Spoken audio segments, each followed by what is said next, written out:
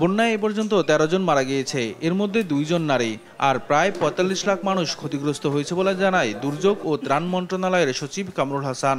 এ পর্যন্ত মৃতের যে আমরা সর্বমোট তালিকা পেয়েছি ২ জন মহিলা সহ মোট ১৩ জন, কুমিল্লায় ৪ জন, ফেনীতে ১ জন, চট্টগ্রামে ২ জন, নোয়াখালী ১ জন, ব্রাহ্মণবাড়িয়া ১ জন, লক্ষ্মীপুরে ১ জন এবং কক্সবাজারে ৩ জন। ক্ষতিগ্রস্ত লোক সংখ্যা হচ্ছে যে ৪৪,৯৭,৫৩৫ জনের হিসাব আমরা এই মুহূর্তে আমাদের কাছে রয়েছে।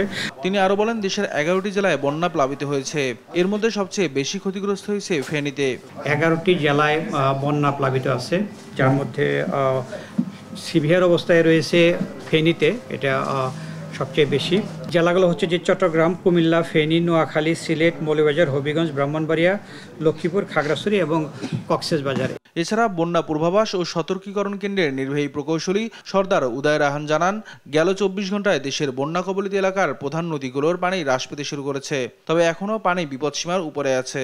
আগামী ২৪ থেকে ৪৮ ঘন্টায় এই দেশের পূর্বাঞ্চল এবং তৎসংলগ্ন ত্রিপুরা, ভারতের ত্রিপুরা রাজ্যে খুব ভারী বৃষ্টিপাতের পূর্বাভাস নেই এবং বৃষ্টিপাতের যে প্রাবল্য ছিল সেটা আগের তুলনায় কমে আসার সম্ভাবনা রয়েছে। আগামী ২৪ ঘন্টায় এসব অঞ্চলে বন্যা পরিস্থিতির উন্নতি হবে। তিনি আরও জানান, আগামী ২৪ থেকে ৪৮ ঘন্টার মধ্যে ভারী বৃষ্টিপাত হওয়ার কোনো সম্ভাবনা নেই, ফলে বন্যা পরিস্থিতি উন্নতির দিকে যাচ্ছে। নিয়াজ মোরশেদ, দেশ টিভি, ঢাকা।